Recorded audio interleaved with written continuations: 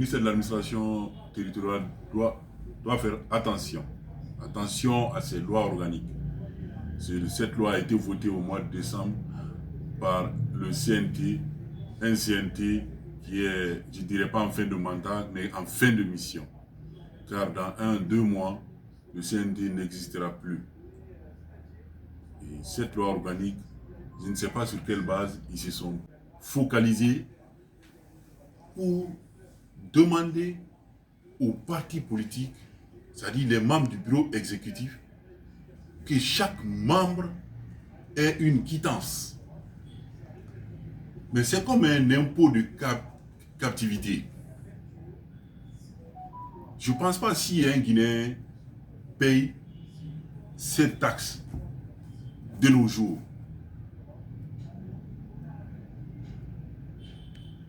Ou demander même aux partis politiques de déposer une quittance. Sur quelle base? Le parti politique n'a pas de registre de commerce. Il n'est pas à vocation de faire des bénéfices. Ce n'est pas une entreprise. Ce n'est pas à but lucratif. Sur quelle base on va demander à un parti politique de donner un quitus?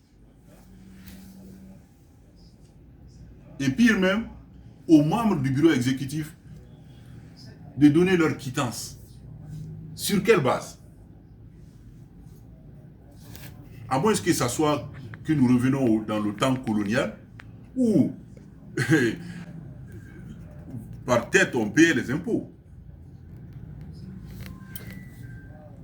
Donc cette loi a été votée purement simplement parce qu'il y a une volonté manifeste de nuire à notre jeune démocratie.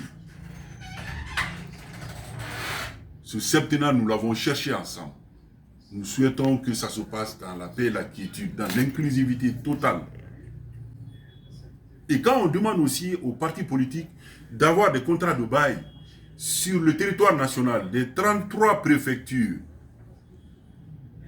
sachant bien que les partis politiques vivent de cotisations, des cartes de membres qui sont payées à 2 000, 3 000, 4 000 francs, maximum 5 000 francs guinéens, et des dons, les demander d'avoir 33 sièges sur le territoire national, comment ils vont faire pour payer ça? Pendant ce temps, on nous demande, chaque 3 ou 6 mois, de faire des formations, des stages. Ces stages-là, de nos militantes et militants. Ces formateurs-là, ils sont payés comment? Pendant ce temps, il y a plus de 10, 15 ans, je vais dire, ou 20 ans, les partis politiques n'ont pas eu de subventions venant de l'État. Tout en oubliant que sur les 125 partis politiques, 86 à 90 partis politiques ont accompagné le candidat indépendant, le candidat Mamadi Doumbouya. Alors, en votant cette loi organique, est-ce que le président Dansa a réfléchi avec les membres du CNT ou c'est volontairement fait?